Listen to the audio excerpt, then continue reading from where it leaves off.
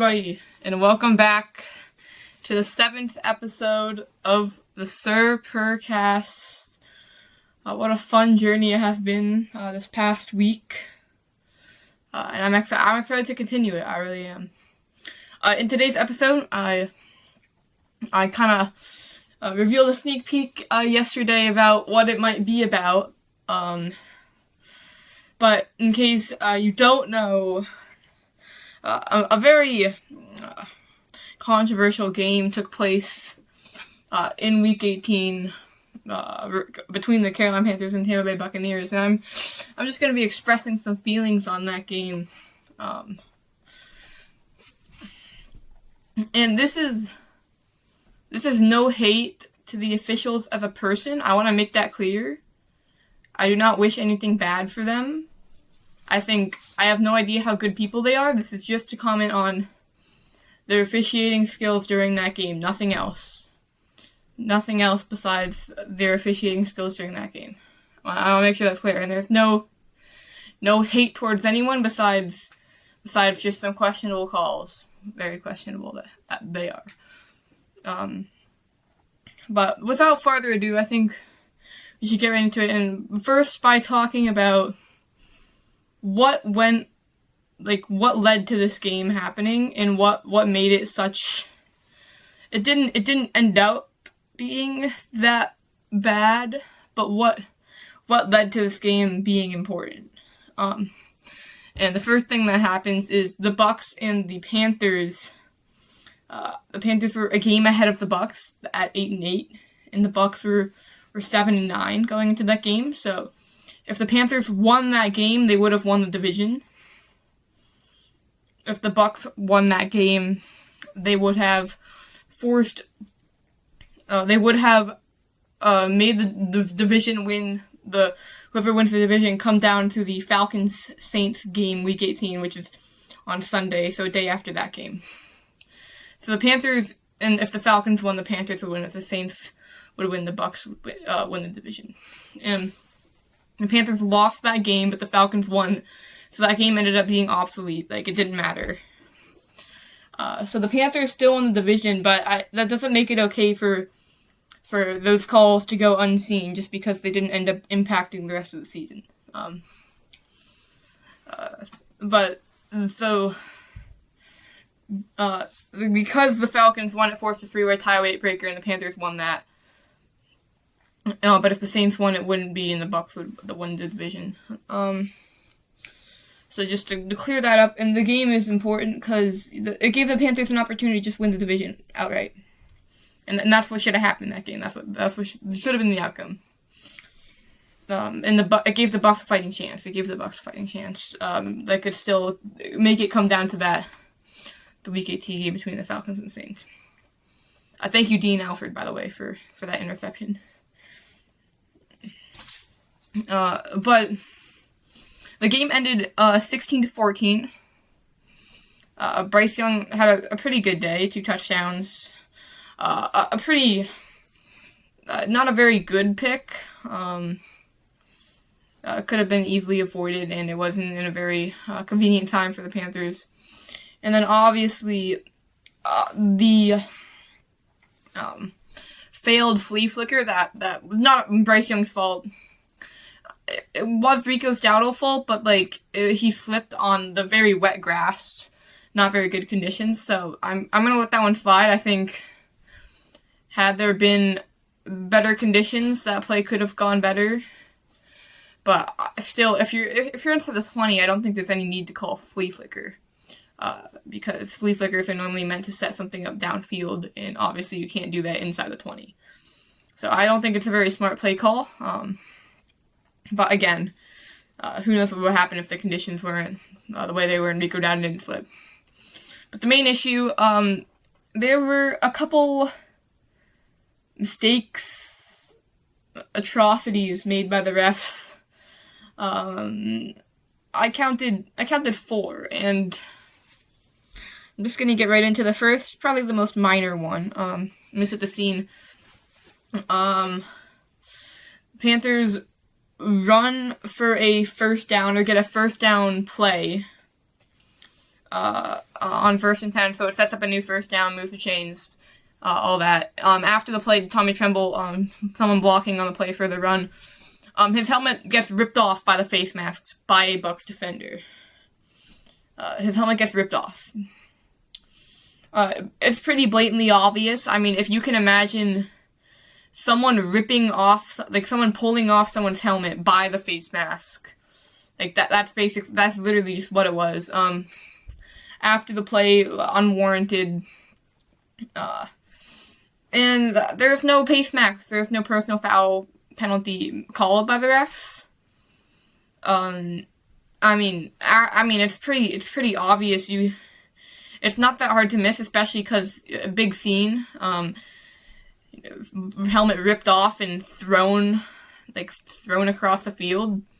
Obviously, if you see a helmet flying across the field and you see someone without a helmet on, you would probably want to look at the replay and see if there are some penalties to assign, but that did not happen. I mean, obviously, you would expect the refs to be seeing that anyways without the replays, but obviously, I mean, that there's a decent chance that they just missed it. But you would expect to see if a helmet is flying across the field and someone's helmet is ripped off, that you would at least, check to see what happened.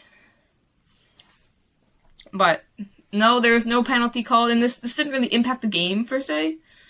It wasn't, a big impact, but it just shows what kind of mood the refs were in that day. The Panthers still got the first down.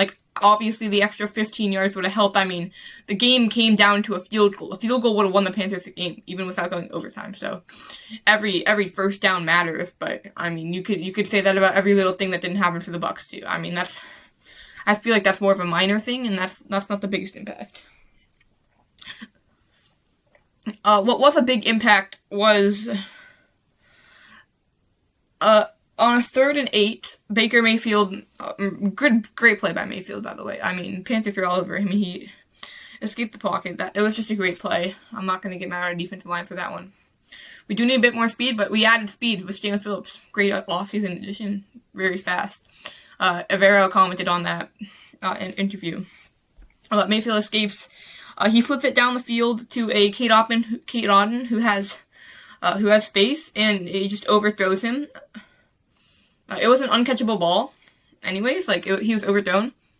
But Kate Auden did fall down. He was tripped. He tripped on himself. And the refs throw a flag, and it gives the Bucs a penalty. They throw a PI flag because he fell down, he tripped on himself. Nick Scott was in the area, but, they throw a flag, and it moves the chains for the Bucs, and it causes them to drain out a lot of clock that the Panthers would have needed to come back, and what would have been a stop. If you have the lead, and it's 4th and 8, you're gonna punt the ball. No matter what, you're punting the ball if you have the lead and it's 4th and 8. I'm very, very confident in that. So that would have been a stop for the Panthers late in the game, which would have given them way more time, but they were able to continue the drive and get a field goal out of it. So not only that, but also they got points.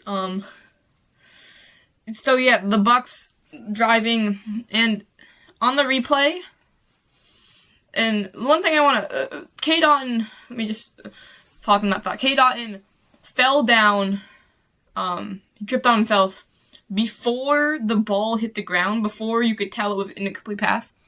He tripped. The refs did not throw a flag when he fell down because they thought it was PI. They threw the flag after they saw the ball hit the ground and that was an incomplete pass. Which, honestly, that's just ridiculous. I mean, it's unwarranting. If you see someone fall down and you think that's PI, you're going to throw a flag, but you would throw the flag the second you see it, not after you see that the play is negative for the Bucs. And the other reason, this also,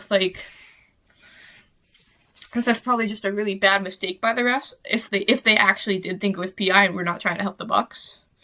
But it wasn't tripping. It was feet getting tangled up. Happens every single week in the NFL without flags. Because if you get tangled up, that's what happens when you're running. You trip on yourself sometimes. If you're running with someone and it's a contact sport, you're going to tangle each other's feet. I mean, it's not like Nick Scotton stuck his foot out and tripped him. Nick Scotton also fell down, his feet got tangled. Nick Scott. I do not know why I was saying Nick Scotton. Sorry about that. Nick Scott. First play that comes up when I think about him, his interception against Matthew Stafford. Good job there, Nick Scott. Also the fumble against Green Bay. Alright, back on topic. Nick Scott. Okay. Yeah, you see, it looked like their feet got tangled, and Nick Scott also fell down. That wasn't even the case anyways. Even if it was the case and their feet did get tangled, it shouldn't have warranted a flag. It happens every week. It's just the cause of the game. Like, if feet got tangled and the defender easily could have made the pick, but feet got tangled, they're not gonna, like, it works both ways. But yeah, there's a flag thrown, which shouldn't have been. But the feet didn't get tangled even.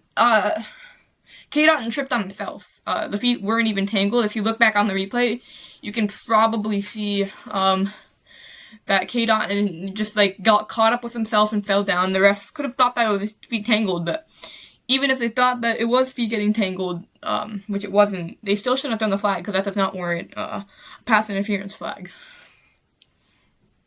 And everything I said about that allowing the Bucs to get a field goal and burning time off the clock, which was needed for the Panthers, and that would have been a stop. Everything I said. Moving on to case number 3. This is probably the second biggest one. I've kind of been going in order from most impactful to, or least impactful to most impactful, sorry. Let me set the stage again. It is a 3rd down and 2, I believe. It's a 3rd down. Bryce Young hits McMillan for a very big chunk play, like 30 plus yards, 25 plus yards. That puts them in Bucs territory, easy field goal range, down by like 1 score. It's a big play, big impactful play, and it's called back for PI. And the supposed PI is so there's 2 refs on the field, right?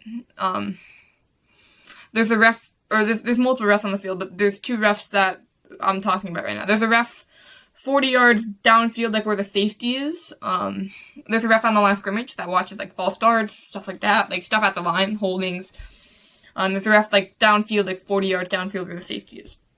The flag was thrown by the ref 40 yards downfield where the safety is after the ball was caught by McMillan. After McMillan caught the ball, the flag was thrown by the refs 40 yards downfield.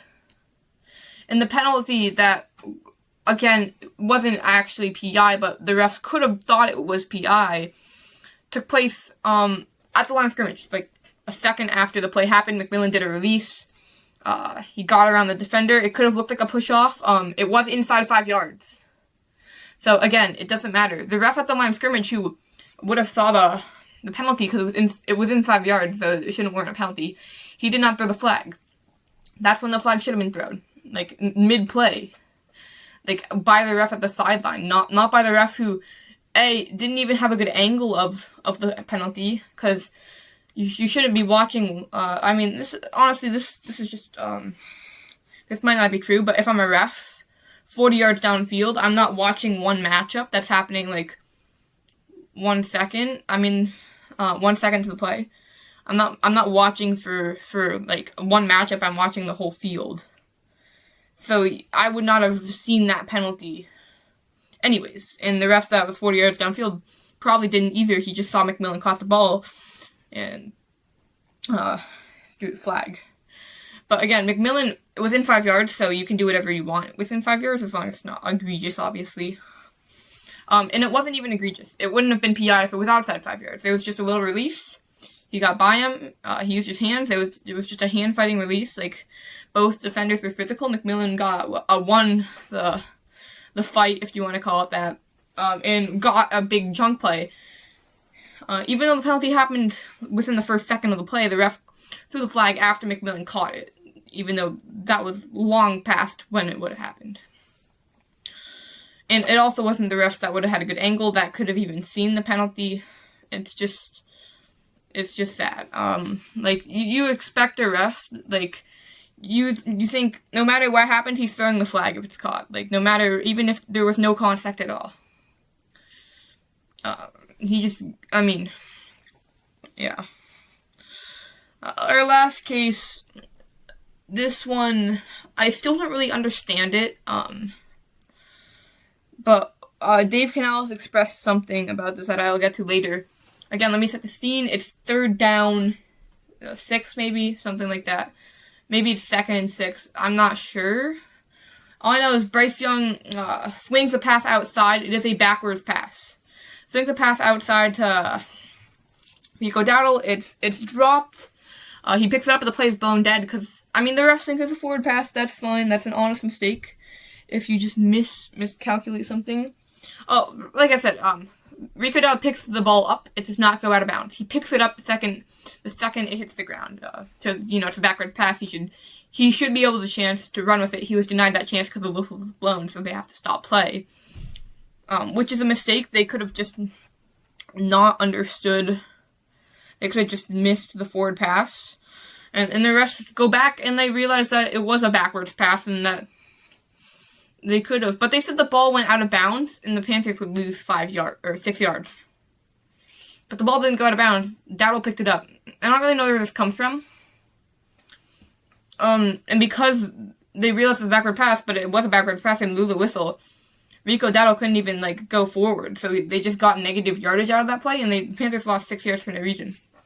Dave Canales, after the game, shared that the refs are supposed to give the coach an option, the offensive coach an option. If that happens and the refs make a mistake like that, they can do what they did. They can, blow the play dead and just, make an incomplete pass. Or they can offer an opportunity to redo the play. Canales said he was never given that opportunity, which is ridiculous. So not only, the refs at the very least should have just made it, do what they should have done and just kept it incomplete, which is what they're supposed to do with the second option, besides giving Canales the opportunity to redo the play. But they also just lost the Panthers. They also just put the Panthers back 6 yards for no reason. And this forced fourth down. Also put them out of field goal range. Again, a game ended 2-point deficit. That's a field goal. Field goal wins you the game, and it takes you out of field goal range. It's a big deal. I don't think I elaborated this on the McMillan play either, but McMillan caught the ball inside Bucs territory. Another field goal play, scoring play that could have happened. It's just my overall thoughts. Again, this is no hate to the rest of those people. This is no hate to the refs in general. This is just hate to some poor calls that they made. Poor mistakes, calls. I don't know why. I think some of them are pretty obviously favored to the Bucs. The McMillan one especially. This kind of confuses me. It makes me angry. It makes me upset. I'm sure many Panthers fans, fans around the NFL, there's Sports Illustrated articles about how bad it was. I'm sure, obviously, if the refs, it was just accidental, they recognize some mistakes and they don't want to do it. But it's just, the reffing is, it's gotten worse of the NFL, for sure. The Panthers have been on the short end of the stick, I think, more times than they've been on the tall end of the stick. Sure. Let's go with that. Week 16 against the Bucs, PI call missed, but these are nowhere close to the Bucs games. These are, again, silly. These are just judgment calls. The judgment, in my opinion, I think most NFL fans, not just Panthers fans' opinions, was wrong. But again, it is a judgment call. I think the calls against the Bucs were, you could use logic, not just judgment, to overturn those calls. You could use rules in the NFL to overturn those calls. They're not judgment calls. In the Saints game, many, obviously, they ruled a pass that was intended for McMillan incomplete, which the NFL later admitted that it was caught. They admitted that it was a completed catch. So that's, again, a mistake judgment call. But the thing that really grinds my gears, if I would say, Layson Ransom, great guy. Love you for the interception, by the way. He got a roughing the passer penalty on Tyler Shuck as the Saints were driving down the field to kick a game-winning field goal.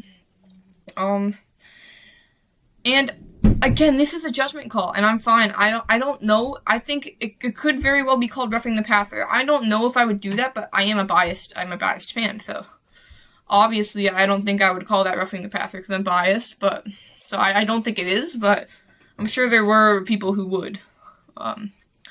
But a very similar, if not more egregious, roughing the passer was committed on Bryce Young, and that wasn't called. So it's just inconsistent. And that's, I think, what matters most, consistency. If you're going to not call that roughing the passer, you shouldn't call Layson Ransom's roughing the passer. So it's just inconsistent. In the Bucs game, very inconsistent. Non-judgment based calls, I think a lot of them were, whether it's just not knowing the rules, not being fair, the McMillan call, I think, is my least favorite, just because I think there's just so much evidence pointing to it wasn't just a horrible mistake that the refs made. It wasn't just a horrible mistake that they're just bad at their job.